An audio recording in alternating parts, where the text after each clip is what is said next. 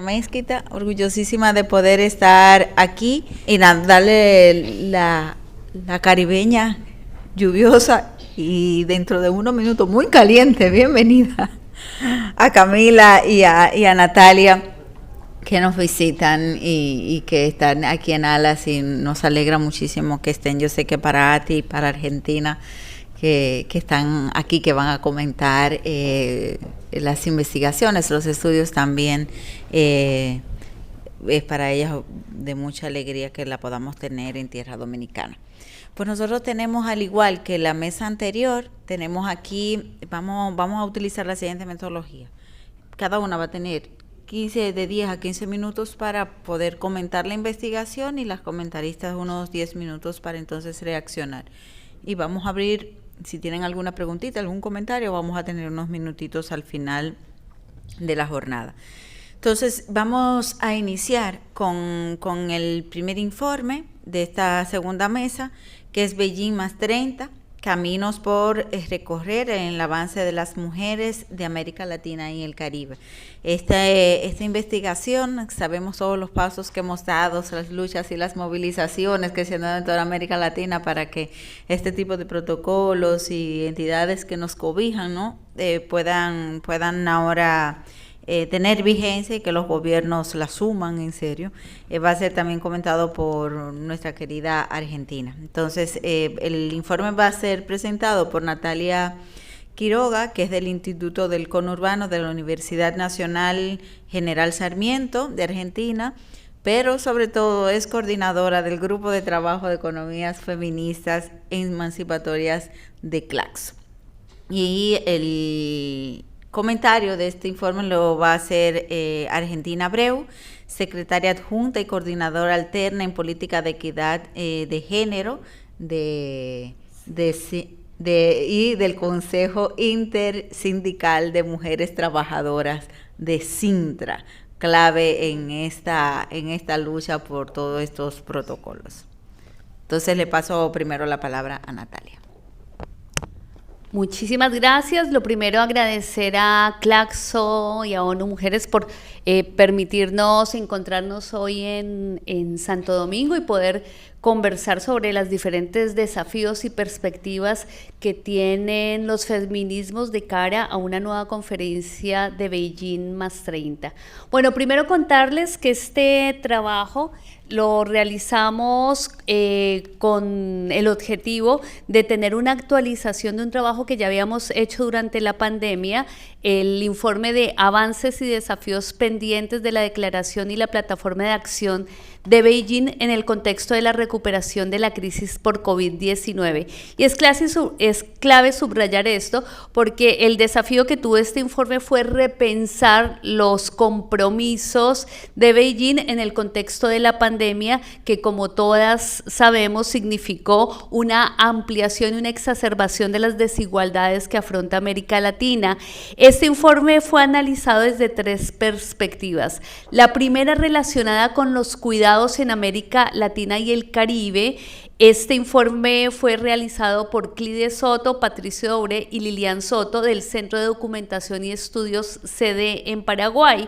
Y la manera como están repensando este informe es, bueno, primero reconocer que el cuidado ha ido ganando un progresivo espacio en el debate público regional como un tema ineludible y como un derecho que precisa atención y actuaciones específicas.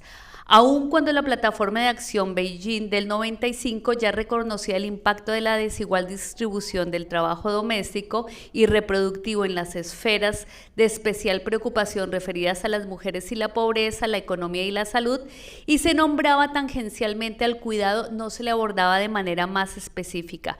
Lo que van a venir encontrando este grupo de investigación es que efectivamente la impronta del último quinquenio ha sido clave para acelerar el tratamiento del tema e incluso colocarlo como prioritario a partir de 2020, tanto en ámbitos internacionales como nacionales, como una consecuencia de las situaciones relativas a los cuidados evidenciadas en la pandemia de COVID-19.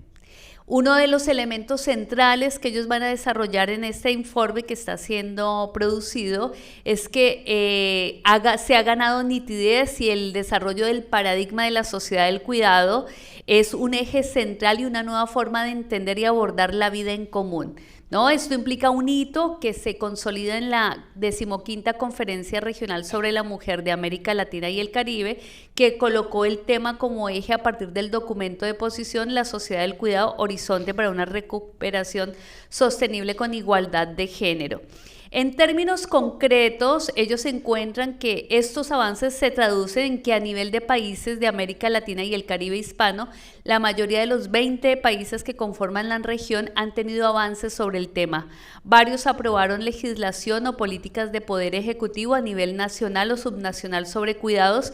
En aquellos que aún no cuentan con instrumentos normativos, sí existe el debate y en buena parte de ellos se instituyeron mesas o articulaciones interinstitucionales con el objetivo de formular la normativa.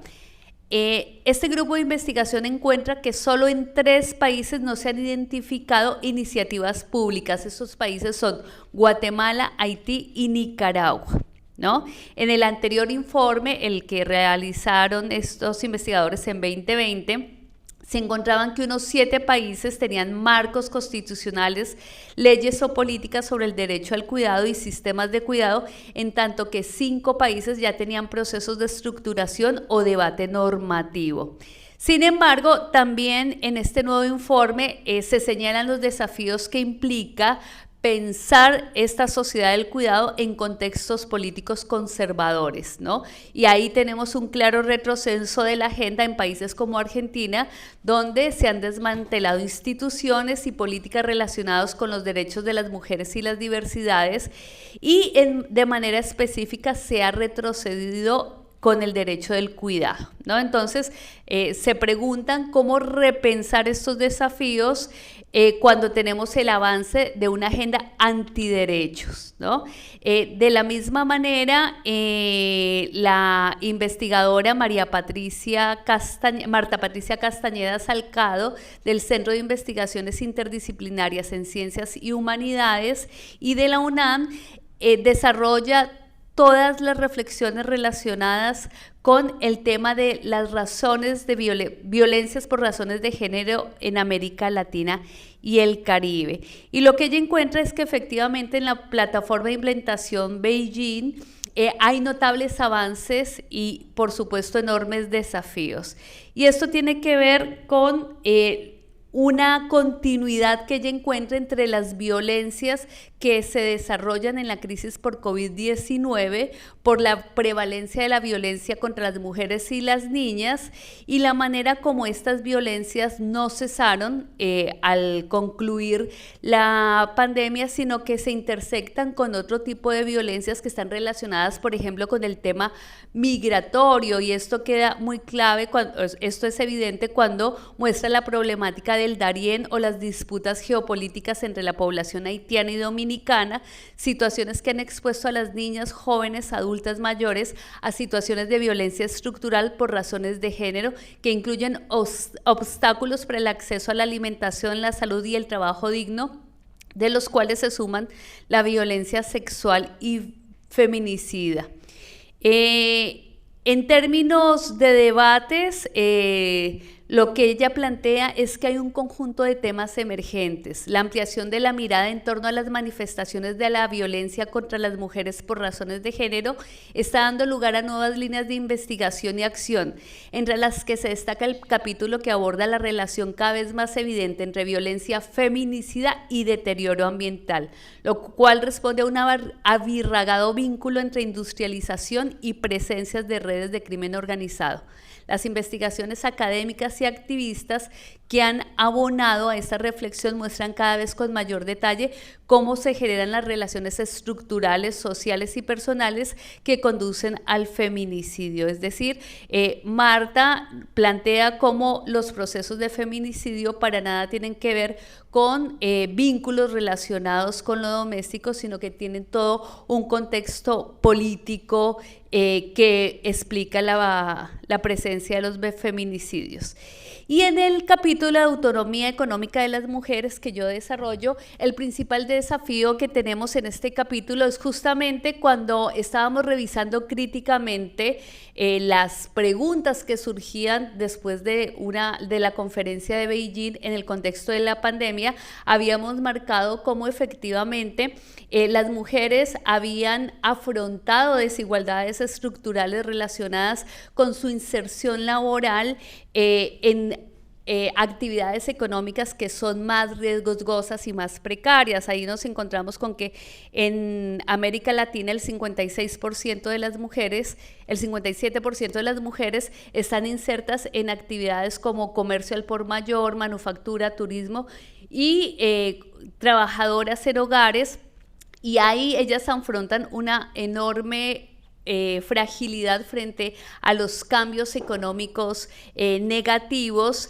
que no les generan ninguna cobertura ante la caída en los ingresos. Esta cifra, aunque es un poco menor en el Caribe, sigue mostrando cómo las mujeres mayoritariamente se insertan en actividades laborales mucho más precarias.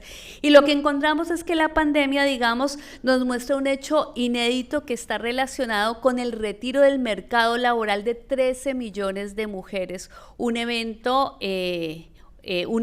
que es inédito en la historia latinoamericana y que por un lado, como les estaba comentando, está relacionado con la inserción precaria de las mujeres en las actividades generadoras de ingresos, pero por otro lado está determinado por la configuración patriarcal de lo económico, que por supuesto recluye todo el trabajo de reproducción a lo doméstico, lo privado, lo invisible, aunque este trabajo, como ya sabemos y como han venido planteando las anteriores investigadoras, representa la cuarta parte del PIB en la región y representa en promedio entre 22 y 43 horas semanales de trabajo.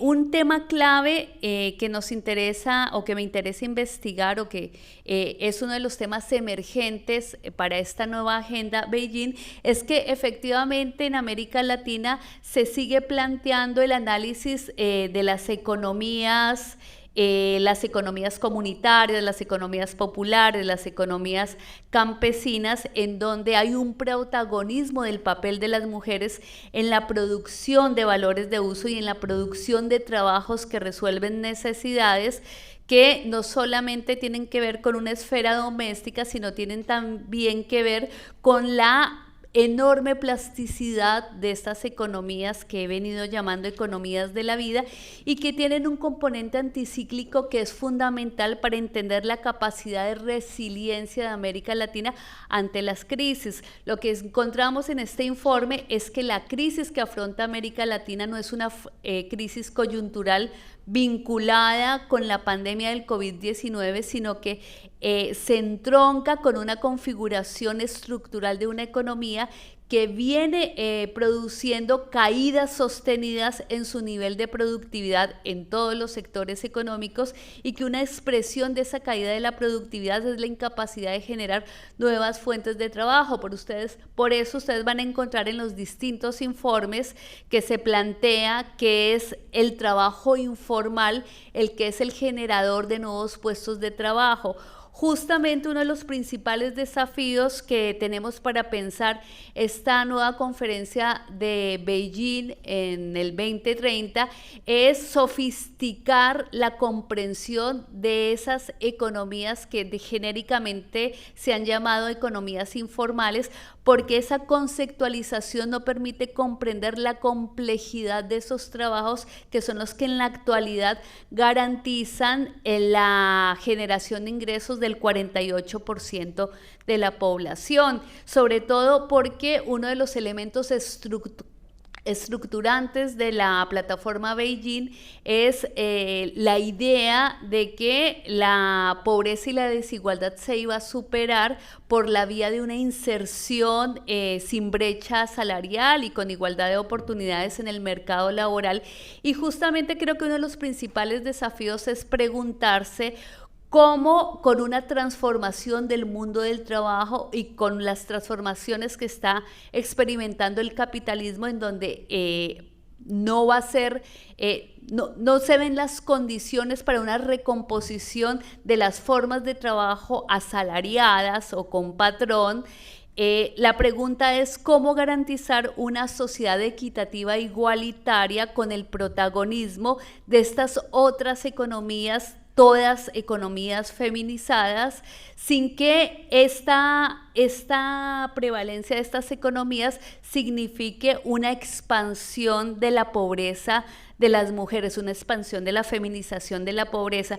Y creo que ahí está uno de los principales desafíos que tiene Beijing, y es pensar la igualdad y la equidad con otras formas de redistribución de las condiciones de protección social, del acceso a los ingresos monetarios, de la reducción y redistribución del trabajo doméstico, como plantearon las colegas en las anteriores mesas, sin que sea el acceso al trabajo asalariado la fuente principal o el camino principal para superar las desigualdades. Y yo creo que ahí nos encontramos con un mundo en donde las economías para la vida, las economías sociales y solidarias, las economías populares, las economías campesinas, van a demandar una conceptualización de la política pública que permita el control de las condiciones para la reproducción de la vida, y eso va mucho más allá de pensar los ingresos monetarios,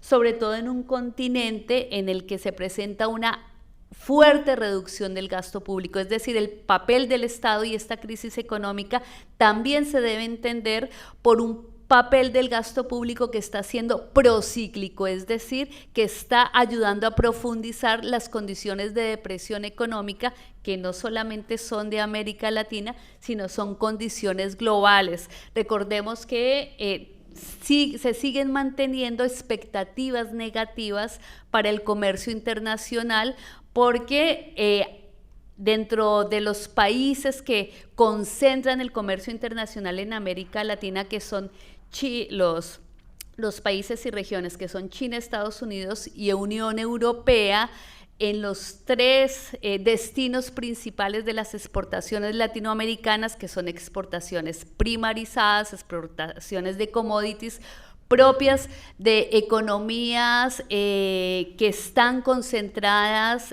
su actividad económica en el extractivismo, que después de la pandemia han reprimarizado sus economías. Lo que tenemos es que esos tres países han bajado el flujo de demanda hacia América Latina, y eso está incidiendo fuertemente en la caída del crecimiento del Producto Interno Bruto. Entonces, en este contexto, la pregunta es: ¿cómo construimos unas posibilidades de garantizar las condiciones para la reproducción de la vida que no sean el resultado del derrame de las fluctuaciones y los cambios en el mercado laboral? Es decir, cómo transformamos el mercado laboral y no permitimos que las mujeres estén subordinadas a una lógica que es cada vez más guiada por formas económicas en donde no hay acceso a los derechos laborales, y en donde efectivamente estamos ante la urgencia de repensar el mundo del trabajo. Muchas gracias. Pues muchísimas gracias a Natalia. Ahora vamos a pasar al comentario de Argentina. Yo creo que lo que Natalia nos comenta en este contexto dominicano, que estamos en pleno proceso de reforma laboral del Código de Trabajo, viene, ¿verdad?, a darnos también mucha luz para la reflexión. Argentina, por favor. Sí, mira, felicidades Natalia, excelente trabajo. Hemos visto en ese informe de Beijing 30 que las mujeres que han trabajado haciendo esas investigaciones han hecho un excelente trabajo de campo. Ahí tenemos que felicitarla, y la felicito por su ponencia. Y ese informe nos refleja todavía que hemos avanzado, pero tenemos muchos retos por delante. Las mujeres de la región tenemos muchas cosas que hacer, y el desafío es grande. Es grande lo que tenemos que seguir para seguir avanzando. También reconocemos todo el trabajo que han hecho las mujeres feministas, acompañadas también por nosotras las mujeres sindicalistas, que siempre hemos estado ahí acompañando. Pero también tenemos que decir que hay muchas situaciones país. Usted hablaba de esas mujeres que se reflejan en más, como le llamamos nosotros, la economía informal, que no son visibilizadas. Entonces es una situación que tenemos por delante y que tenemos que resolver, porque aquí, por ejemplo, en Dominicana tenemos un 57% de trabajo informal, pero la mayoría son mujeres las que hacen ese trabajo.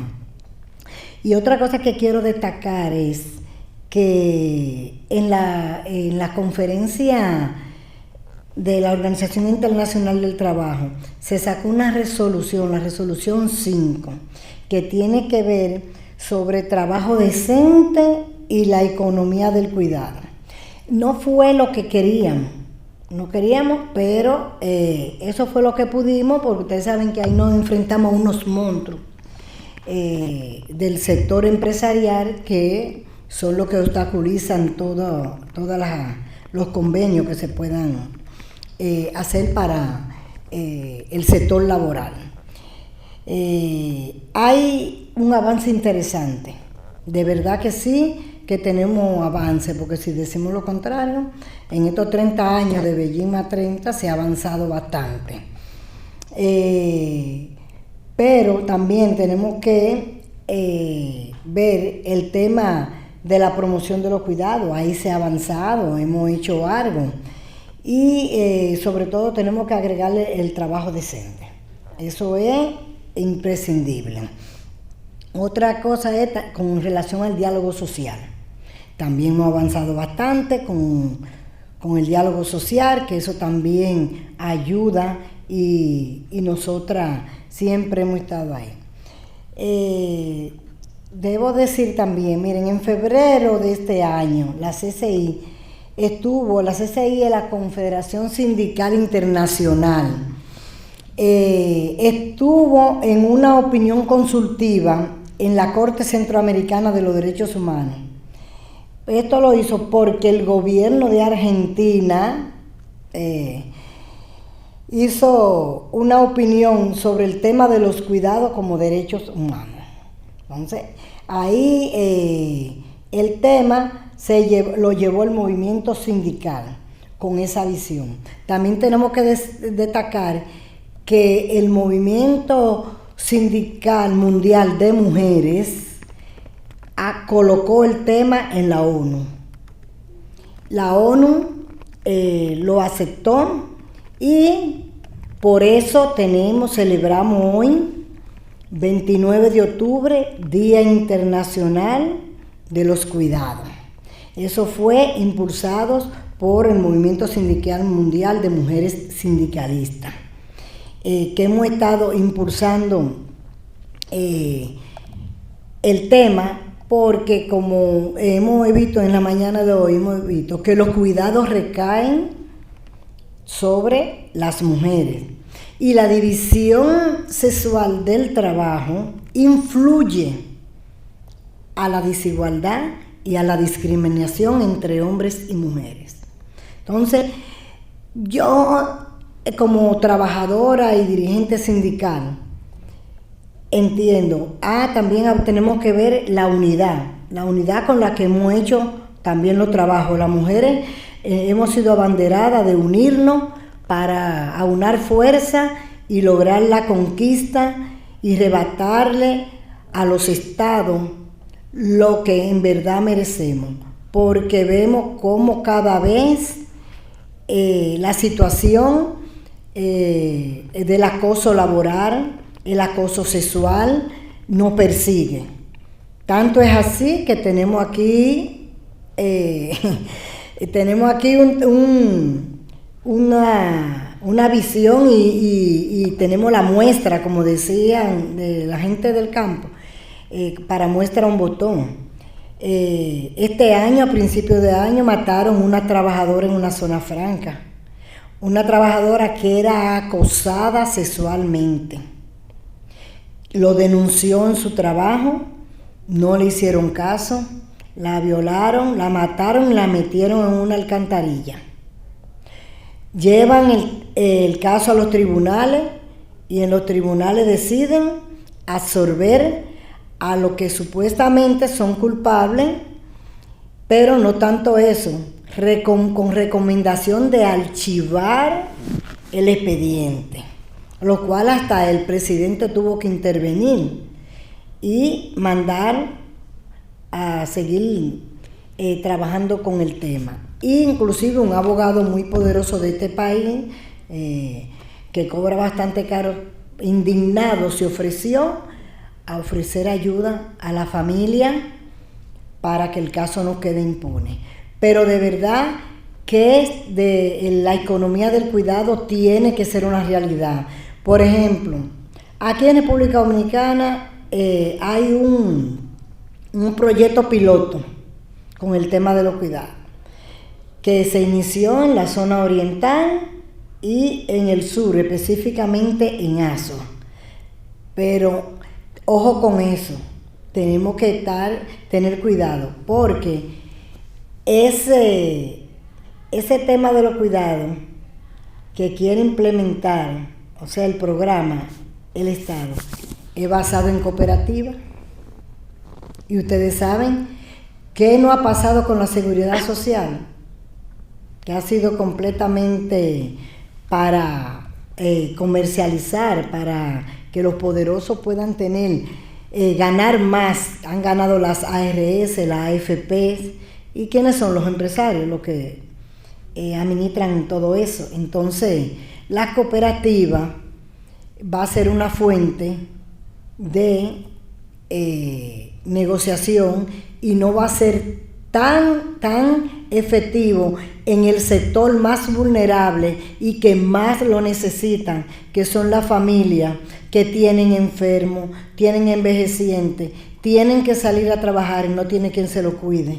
Entonces, una situación muy compleja que tenemos que verla desde la perspectiva de la familia que más lo necesitan, porque por ahí es donde está la situación. Y otra cosa que se tiene que ver es quién cuida a la que cuida, porque yo cuido al envejeciente, cuido al niño, los niños, cuido a mi pareja, pero ¿y quién me garantiza el cuidado a mí?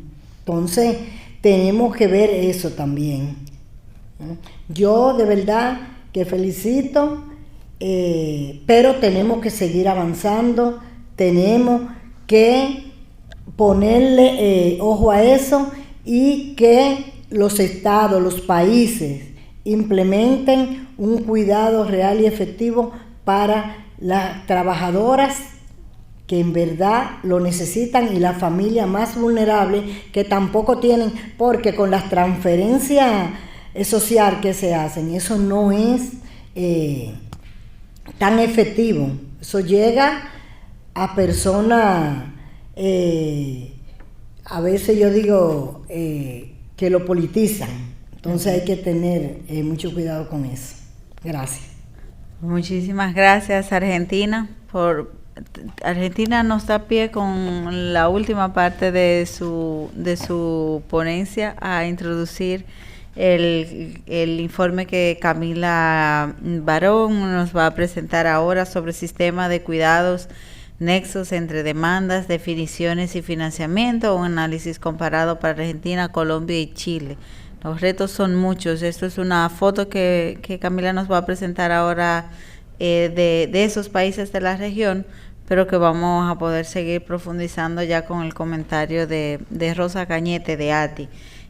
Camila Barón es economista, feminista, docente e investigadora independiente, y el comentario del informe que nos va a presentar lo va a hacer Rosa Cañete, ATI, directora de análisis de la Unidad de Análisis de Pobreza, Desigualdad y Cultura Democrática, directora aún del Ministerio de Economía, Planificación y Desarrollo de República Dominicana. Entonces, Camila, te doy el micrófono. ¿Se ve ahí? Sale un poco cortado, ¿no? Bueno, muchísimas gracias por la invitación y por la oportunidad de presentar este informe. Gracias también a las compañeras que expusieron antes. Muy interesantes todos los diálogos. Y bueno, esto es un informe preliminar que estoy trabajando con Maisa Bascuas, que es una colega también argentina. Así que, bueno, muy abierta también a comentarios y consultas luego para enriquecer el informe. Se llama, bueno, Sistemas de Cuidados, Nexos entre Demandas, Definiciones y Financiamiento. Un análisis comparado para Argentina, Colombia y Chile. La intención del informe, o sea, el objetivo del informe es presentar un análisis de estas experiencias, pero sobre todo como de su recorrido institucional y de cómo algunas de las redefiniciones que los movimientos de estos países fueron haciendo a lo largo de los últimos años fueron retomados o no en el recorrido institucional que tuvieron las propuestas de creación de sistemas en estos países, y al mismo tiempo pensar, bueno, cuáles fueron las propuestas de financiamiento para financiar estos sistemas, ¿no? Digo propuestas porque el informe no avanza sobre la ejecución, o sea, sobre cómo efectivamente están siendo desarrollados en cada uno de estos lugares los sistemas de cuidados, o cuál es el financiamiento efectivo que lograron, sino, bueno, cuáles han sido las propuestas y hasta dónde han llegado, ¿no? Entonces, vamos en la de atrás, una anterior.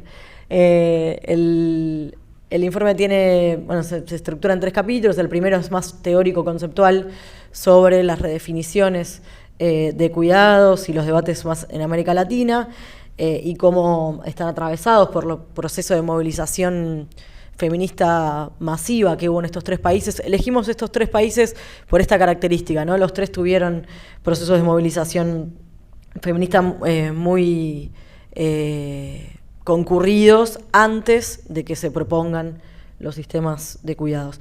En el segundo capítulo la intención es hacer un relevamiento de la bibliografía y lo que se estuvo pensando desde la fiscalidad con perspectiva feminista, también en un contexto de crisis fiscal, ¿no? También para contextualizar cuándo suceden estas propuestas y en qué contexto se da la discusión sobre los sistemas nacionales de cuidados, que es un contexto de bajo crecimiento y estancamiento, como comentaba recién Natalia, en la región, y estos 3 países no son una excepción.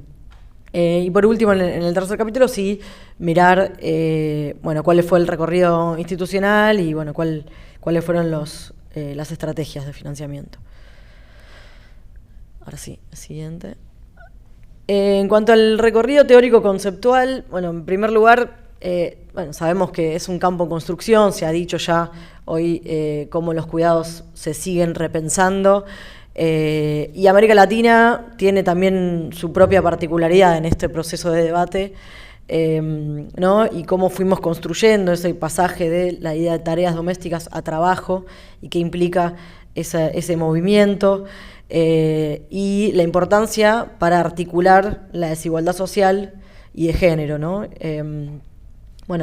Ahí recogemos algunos de los aportes del debate sobre el trabajo doméstico que se originaron en América Latina, conceptualizaciones también de la economía feminista que permiten ubicar los trabajos remunerados y no remunerados, realizados mayoritariamente por mujeres, como un tema central de la organización económica y por ende en las discusiones sobre el modelo de desarrollo y por supuesto en la fiscalidad.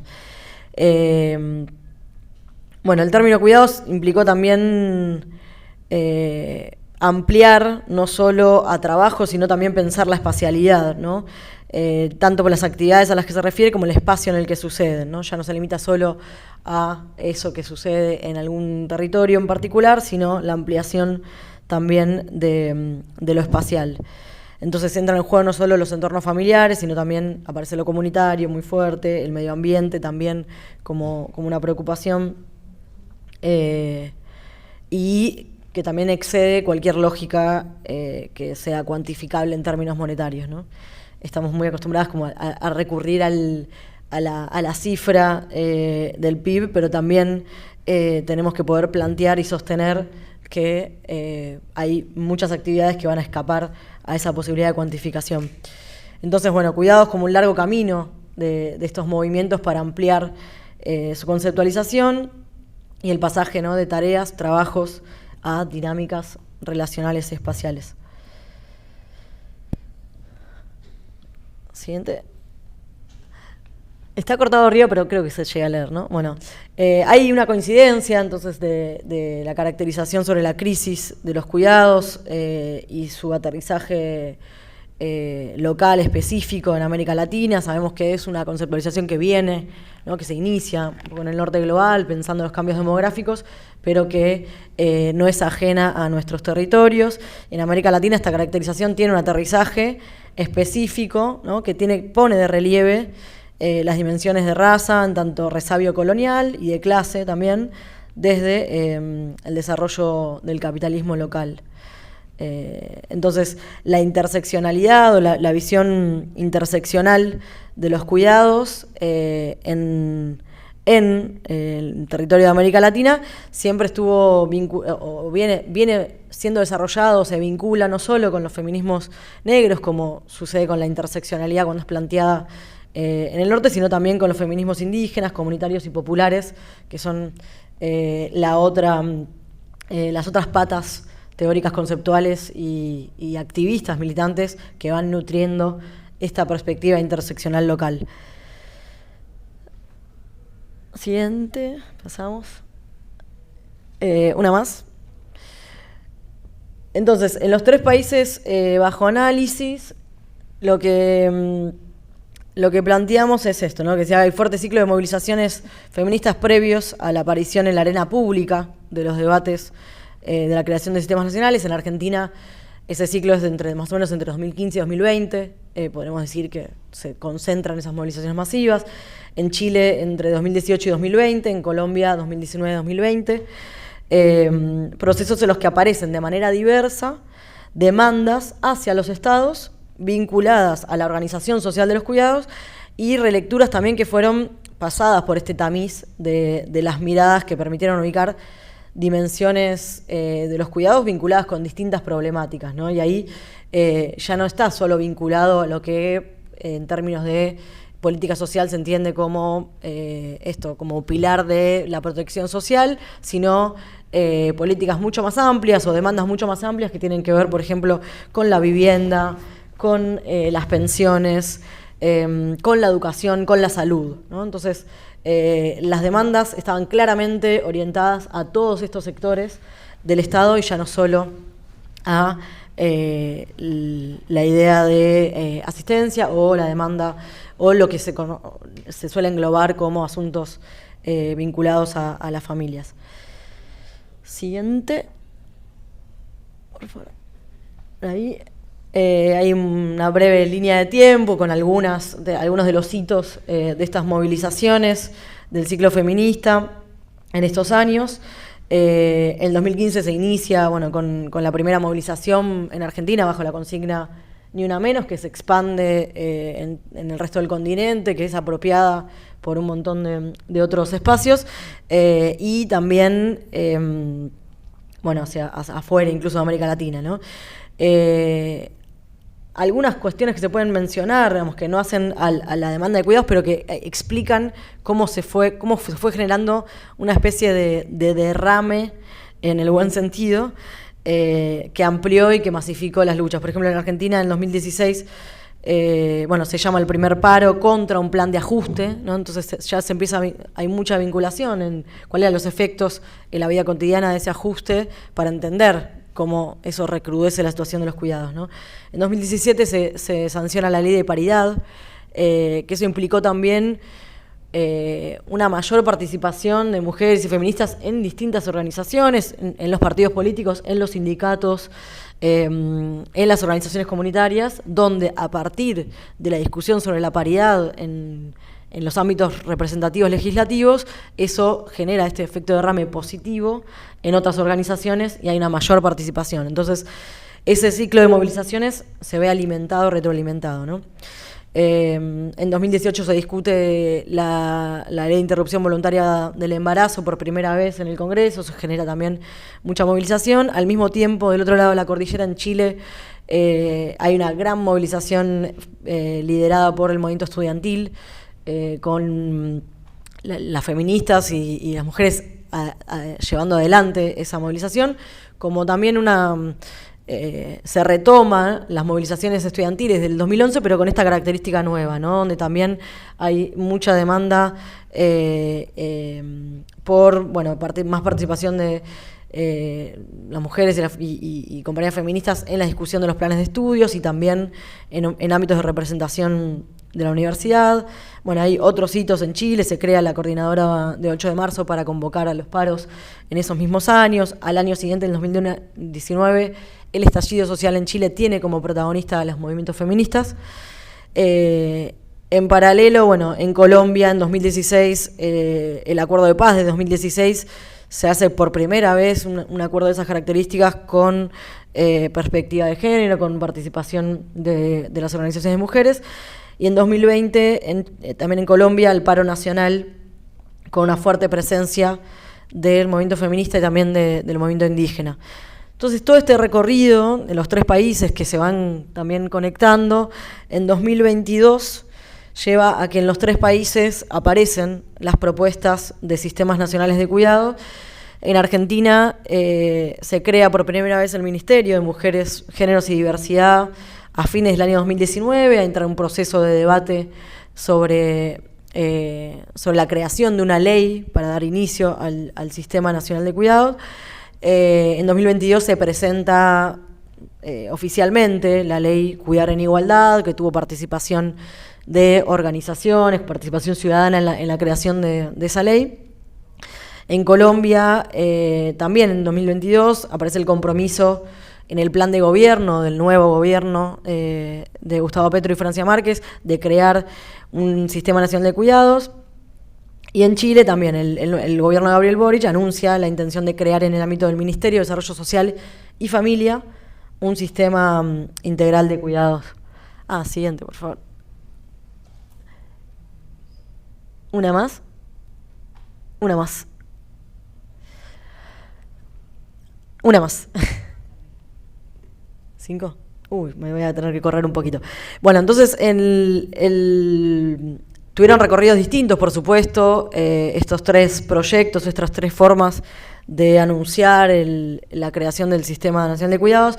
En Argentina se da un proceso de debate, se arma un proyecto de ley y luego hay un retroceso institucional. Como sabemos, el ministerio ya no existe más desde este año con el nuevo gobierno, pero aún así una cosa interesante para rescatar es que a pesar de todo este proceso de movilización y de apoyo, y de que era un proyecto llevado adelante por el gobierno, o sea, por el oficialismo, digamos, el ministerio propone la ley y no logra que se trate, aún teniendo mayoría en la Cámara, que se apruebe esta ley, ¿no? Entonces es un proceso que queda trunco, el de la creación del sistema en Argentina, y bueno, ahí hay algunas reflexiones respecto de, bueno, qué implica la vía legislativa, ¿no? En lugar del avance concreto que podrían haberse hecho, digamos, con una articulación interministerial o avance de políticas más allá del proceso legislativo. En Chile, el sistema nacional se propone como tiene un antecedente de una política nacional que es la red nacional, el sistema de apoyo, la red nacional de apoyo, que era una política bastante focalizada en la población con discapacidad, y bueno, finalmente hay un avance avances de la gestión, se fueron llevando a cabo distintas actividades relacionadas con el sistema y ahora también lograron la sanción de la ley recientemente este año. Y en Colombia está el antecedente distrital de las manzanas de cuidados en Bogotá, que fue una experiencia que se retoma para la discusión del Plan Nacional. en el plan de gobierno nacional se consigue la aprobación por unanimidad, y hoy por hoy también, a partir de la creación del nuevo Ministerio de Igualdad, a cargo de la vicepresidenta Francia Márquez, también lograron avanzar con la formalización del sistema. Siguiente. Me voy a saltear esta porque tengo un poquito de tiempo. Voy al siguiente, una más. Ahí, gracias. ¿Cuáles eran las propuestas de financiamiento en cada caso? En Argentina, la ley tenía una asignación específica donde se proponía que un determinado porcentaje de, por ejemplo, del Ministerio de Infraestructura, de Obras Públicas, estuviera destinada a la infraestructura de cuidados. Esto es importante porque, como decíamos, la participación del Estado cuando se habla del diamante de cuidados o de los sectores, cuál va a ser el tipo de participación y el tipo de financiamiento que aporten cada uno de estos sectores. En el caso de Argentina estaba muy claramente puesto que el sector público tenía que participar de este modo, ¿no? Con un porcentaje de financiamiento de obra pública. Luego, al sector privado se lo obligaba, había algunos artículos que obligaban que el sector privado, por ejemplo, ofrezca guarderías, espacios de cuidado en lugares de trabajo, que habría implicado, no se logró avanzar, un financiamiento privado. Y, por ejemplo, para el sector comunitario no había... una diferencia o algo interesante del proyecto de Colombia es cómo aparece las alianzas público-populares, ¿no? También como una forma de integrar al sector comunitario, no solo desde la participación y la discusión del armado del proyecto, que es como aparecían, por ejemplo, en Chile o en Argentina, donde habían tenido injerencia se convocó a parlamentos de cuidado, a debates públicos de las organizaciones, sino que, por ejemplo, en el proyecto de Colombia aparece esta idea de las asociaciones público-comunitarias, donde se supone que pueden llegar a participar en tanto, brindando servicios, generando infraestructura también que el Estado puede financiar. No tengo más tiempo. Voy muy rápido hacia el final. En el caso, también en cuanto al financiamiento, en caso de Chile y Colombia, las dos propuestas estuvieron asociadas a reformas tributarias, y esto es muy interesante, cómo sucedieron. En Chile esa reforma no lograron pasarla en una primera instancia, luego se reformuló en un pacto fiscal, donde ya desde el inicio de esa reforma se propuso que parte del financiamiento conseguido, el aumento del financiamiento, iba a estar destinado a servicios de cuidados y a cerrar brechas de género. En el caso de Chile no logró avanzar esa reforma, en algún momento estuvo sujeta la creación del sistema a la reforma, o al menos así se planteaba, luego se siguió avanzando, y en el caso de Colombia fue algo que se hizo muy al inicio del gobierno. El gobierno apenas asume, pasa la reforma tributaria, y en esa reforma tributaria se propone también que sea para financiar o que va a ser una de las maneras de financiar el sistema de cuidados.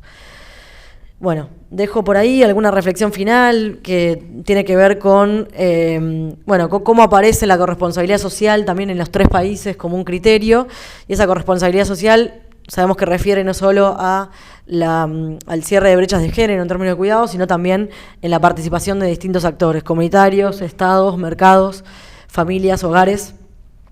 Y algo que es interesante poder analizar hacia adelante es también es que esa responsabilidad compartida tiene también un impacto en la redistribución del ingreso, hay una conexión entre redistribución del ingreso y redistribución del cuidado. Entonces, cómo participan estos sectores, también tenemos que poder pensarlo en términos de cómo participan en el financiamiento de esos cuidados, ¿no?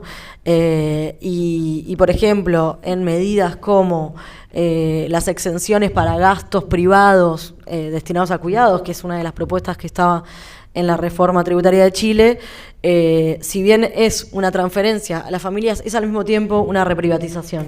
Entonces, por ahí, este tipo de análisis que nos permitan mirar ese diamante o esta participación, no solo en términos de quién brinda, sino también cómo se financian, creemos que puede ser muy útil en las conversaciones futuras, esto en un contexto donde hay un retroceso económico, donde hay una crisis fiscales y crisis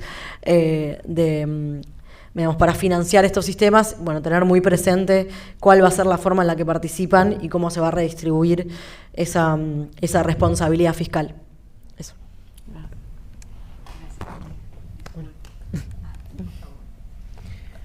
Bueno, muchísimas gracias, Camila, y también a Maisa, que no está aquí, ¿verdad? Por el esfuerzo que están haciendo, y a Claxo también, bueno, Mujeres por Generar Espacios, y seguir empujando la investigación y la recopilación de casos, porque yo hablo desde República Dominicana, desde un ejercicio que por primera vez en el país empieza a empujar una política pública de cuidados, y desde lo que es el funcionariado público, es decir, si algo nos ha ayudado al diseño de la política aquí ha sido el aprendizaje de las otras experiencias, es decir, lo que yo siento como funcionaria que más me ha aportado han sido los encuentros con otras y otros funcionarios de diferentes países de la región, en los que hablas ya no tanto del concepto, que siempre es importante, ¿no?, el volver a la parte teórica, pero el cómo lo has conseguido, ¿no?, porque es un tema que realmente en América Latina, si bien hay países que han avanzado más, otros que hemos avanzado menos o que estamos más nuevos en el debate, es una agenda en continua avance y pérdida, ¿no? Es como que se avanza y se pierde. El ejemplo es Argentina, ¿no? Un avance brutal en muy pocos años para ahora desmontar hasta el ministerio que había empujado la política, ¿no? Es un espacio de disputa el cuidado, en el que en las próximas décadas va a ser un tira y jala constante. Por lo tanto, el aprender de diferentes países, estrategias, movimientos sociales, tanto desde el Estado como desde la organización social, es importantísimo, porque te aprende a identificar esos puntos de acupuntura importantes en cada contexto, para decir aquí eso podría funcionar, ¿no? ¿Por dónde entramos? Y eso en el diálogo cotidiano, a veces aprendes más en un coffee break que a veces en la sala, ¿no? En ese intercambio es importantísimo, ¿no?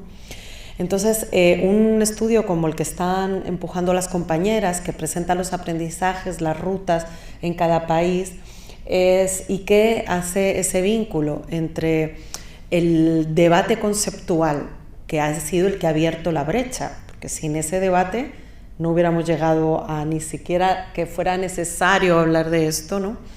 El vínculo entre el debate conceptual, el proceso institucional y el financiamiento son tres líneas importantísimas de análisis que para la puesta en marcha de cualquier política pública son esenciales. Un tema que yo he encontrado bastante interesante, o sea, en el apartado, además es un estudio en proceso, ¿verdad, Camila? Entonces yo estoy muy contenta porque ojalá en el debate que podamos tener estos días también salgan más ideas que puedan fortalecer de cara a la propuesta final que ustedes presenten. La primera que tengo es que tienen que incluir un país centroamericano o caribeño, porque es otra dinámica. Somos países mucho más pequeños, con una presión migratoria gigantesca, es decir, nuestras mujeres han emigrado a hacer eso fuera. El tema de la cadena es muy diferente a otros contextos donde son más receptores. En el caso de Dominicana es muy particular porque somos expulsores de mano de obra de muchísimas mujeres que han viajado fuera a trabajar en el sector doméstico, y a la vez ahora estamos recibiendo un montón de migración haitiana que también trabaja en el sector doméstico, ¿no? Entonces, es el poder repensar un poco esa dinámica es esencial en contextos como el nuestro, y también en estados mucho más pequeños. Por ejemplo, República Dominicana es el segundo país, solo detrás de Guatemala, con menor presión fiscal de toda América Latina. Es decir, el espacio de fondos públicos está muy, muy, muy limitado, te digo, para atención primaria en salud, para acceso a agua potable. Es decir, hay necesidades todavía muy perentorias en el país que ameritan muchos más recursos y, por supuesto, sin desmeritar, o sea, cuidado no está en esa lista porque, por todo lo que sabemos, la herencia colonial, el patriarcado, ha sido un debate de nueva generación y, por lo tanto, es una demanda instalada en el debate público como nueva, aunque es histórica, ¿no? Pero es nueva. Entonces, cuando hablas con los tomadores de decisión, te dicen, bueno, pero que no tengo para salud, no tengo para educación, no tengo para agua, y ahora ustedes vienen a hablarme de otro tema que además lo teníamos perfectamente resuelto en el espacio doméstico, ¿no? O sea, y ahora te quiero decir, como que lo plantean como un capricho del feminismo, lo ven así muchos tomadores de decisión, ¿no? Porque ya tienen asumido otras series de necesidades históricas en las que saben que están fallando, que no llegan a cubrir, y de repente ven una nueva demanda que amerita muchos recursos públicos, porque amerita muchos recursos públicos, y que entra en competencia con las demandas históricas de carencias. Entonces, ese tema es algo que tenemos que trabajar. Yo lo he vivido desde el Ministerio de Economía. A los primeros que he tenido que convencer no ha sido, o sea, es a mis compañeros del propio Ministerio de Economía, a mis compañeros del Ministerio de Hacienda, que ante la falta de recursos veían como que cómo ustedes van a plantear otra necesidad más. Es que no es otra más, es una que ha estado oculta o que ustedes han querido invisibilizar durante muchísimo tiempo. Entonces, ese es un tema, yo creo, central, y ustedes lo levantan, ¿no? O sea, cómo el reajuste que hace todo el tema de economía feminista todavía es un área de disputa en la economía tradicional. Todavía tienes que posicionarlo mucho. Es decir, no está asumido, incluso entre nuestros compañeros progresistas, digamos, ¿no? O sea, entonces cuesta mucho. Por otro lado, el rol de los movimientos sociales ha sido clave en muchos países de la región, pero en otros países yo siento que la demanda de los cuidados dentro del propio movimiento feminista ha sido débil. Depende del contexto, pero ha habido demandas mucho más fuertes, como por ejemplo en este país está prohibido el aborto en todas sus formas. El movimiento feminista, una de su demanda principal ha sido centrarse en exigir al menos, hay voces diversas por supuesto, pero al menos 3 causales. Entonces, los debates, por ejemplo, socioeconómicos de las demandas del feminismo, si bien están en el repliego de demandas, en el documento general, no han tenido una voz suficientemente fuerte, vibrante desde los movimientos, porque han tenido que priorizar otras cosas. Y estoy segura que también en el resto de Centroamérica ocurre similar, porque todavía, digamos que estamos y eso hace que haya una carencia de voces, y eso es importantísimo de cara a generar incentivos en un político o una política para desarrollar o priorizar un tema. Tiene que sentir que le va a traer votos. Si no hay suficiente demanda ciudadana, es difícil instalar nuevas necesidades. Pese a eso,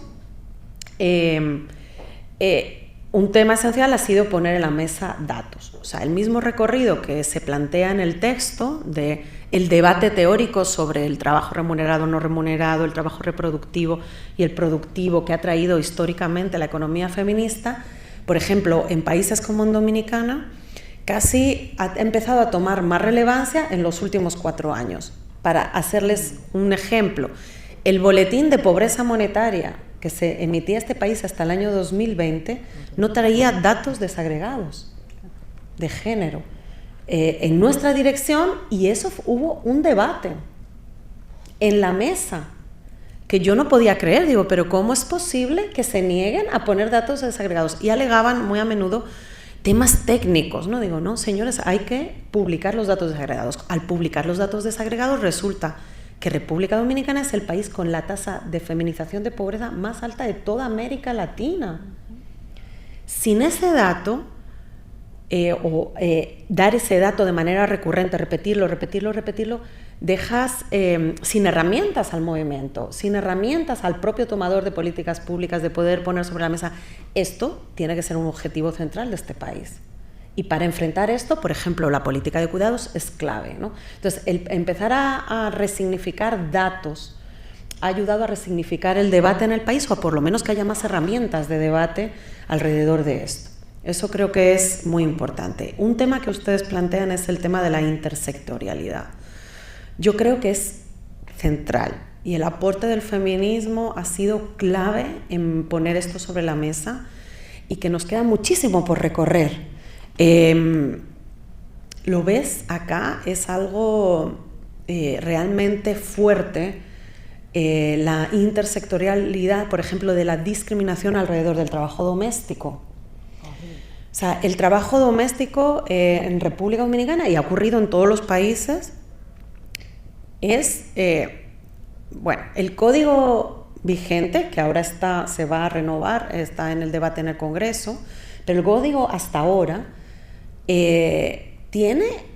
por ejemplo, no regula ni un límite de horas al día para el trabajo doméstico. Ni siquiera tiene las 8 horas por las que murieron las mujeres, ¿no?, quemadas hace un siglo, las 8 horas al día de trabajo. Las trabajadoras domésticas de este país no las tienen ni reconocidas en el Código Laboral vigente hasta el día de hoy. Y ese ha sido, en el debate público, el tema más controversial, ¿no? La gente se quejaba de que cómo se iba a regular que 8 horas al día. Imagínense, digamos, el nivel, todo esto vinculado a que son mujeres pobres, rurales y con un alto componente migrante, ¿no? Eso, en estos momentos en el país, está generando crisis en cada uno de los hogares donde hay trabajadoras domésticas haitianas, sin capacidad de regularse, porque se ha frenado la regularización de migrantes en el país.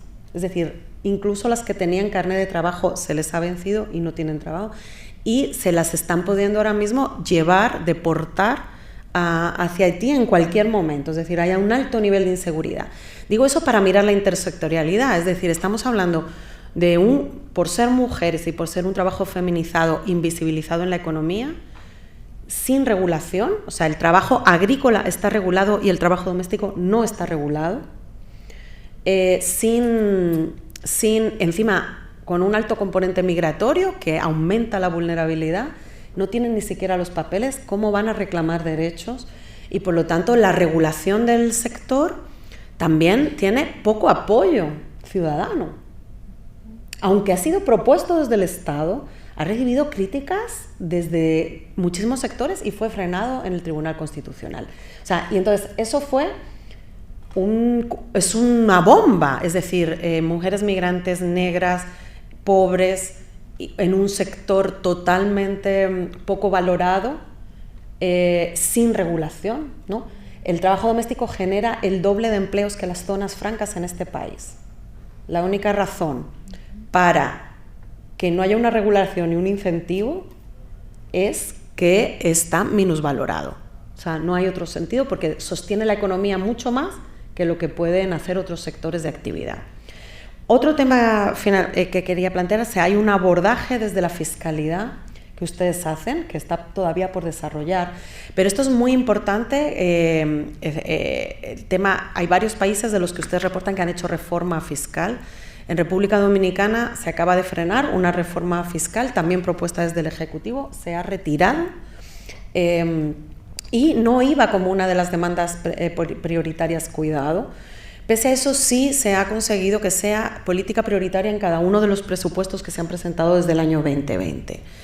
Eso ha permitido aumentar el gasto.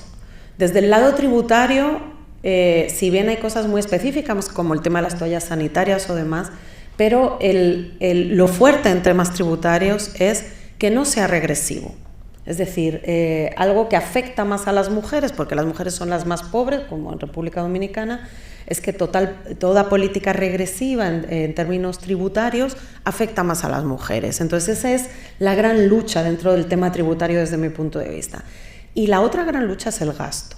¿Por qué? Porque como bien tú decías, si no hay inversión pública, a los hogares más pobres la única manera de llevarles servicios de cuidado es con financiamiento público. Por lo tanto, necesitas aumentar la recaudación para poder invertir ahí. Aunque siempre puede haber asociaciones y demás, pero necesitas dinero público. Por ejemplo, en el país la política de cuidados es mucho más que el servicio domiciliario. Son las aulas para niños de inicial, los CAIPIs, que existen en el país. Duplicarlas en el país, hay un 4% de cobertura de niños menores de 5 años en el sector público, solo un 4%. Construir las aulas y darlas personal implica un aumento de inversión importantísimo, que solo va a ser posible si conseguimos también aumentar la recaudación. Igual con la atención a adultos mayores. Para la gente que no tiene con quién pagar, cómo pagar a alguien que lo cuide, tienen que ser fondos públicos. Si bien a CONAPE se le ha duplicado el presupuesto en estos últimos 3 años, si no aumentamos el presupuesto, o sea, la cobertura es ahora mismo de un 3%. De adultos con dependencia severa o moderada, solo un 3%. Es decir, hay que aumentar la inversión. Finalmente, la intersectorialidad es el último punto, y es uno de los que rescatan bastante en el documento. La intersectorialidad es central. Para lo que hace una mujer en su casa todos los días, en República Dominicana hemos tenido que articular 10 instituciones. 10. Para los servicios, no para el trabajo domiciliario, que es otra cosa. Para los servicios, para cobertura de menores de niños de 5 años, para cobertura de adultos mayores, para discapacidad, empleo, 10 instituciones, pero ese es el reto, ese es uno de los principales retos de la política de cuidados, que ha costado muchísimo en todos los países, conseguir esa articulación. Y qué instancia es la adecuada, un ministerio, una dirección. Ese es uno de los grandes debates. Recopilar todas las experiencias es importantísimo, como ustedes están haciendo, y es el gran reto, porque necesitamos articularnos nosotros para llevarle al hogar los servicios articulados, no hacer que una familia vulnerable, sin ingresos, con una mujer sola, 5 muchachos y una madre a la que también hay que cuidar, además tenga que ir a 10 instituciones para solicitar los apoyos, ¿no? Entonces, esa articulación es clave. Y en términos de financiación es central vincular al empresariado, y las leyes de seguridad social hay que revisarlas. Si no conseguimos el aporte desde el Estado, desde el sector privado, los fondos públicos siempre van a ser pocos para poder llevar los servicios a los hogares. Así que esta es otra revolución que hay que dar. Hay que incorporar la seguridad social dentro de las definiciones de la seguridad social, no solo atención en salud o pensión, hay que incorporar coberturas en temas de cuidado para todos las y los trabajadores. Muchísimas gracias. Bueno, pues muchísimas gracias. Se escucha ahí.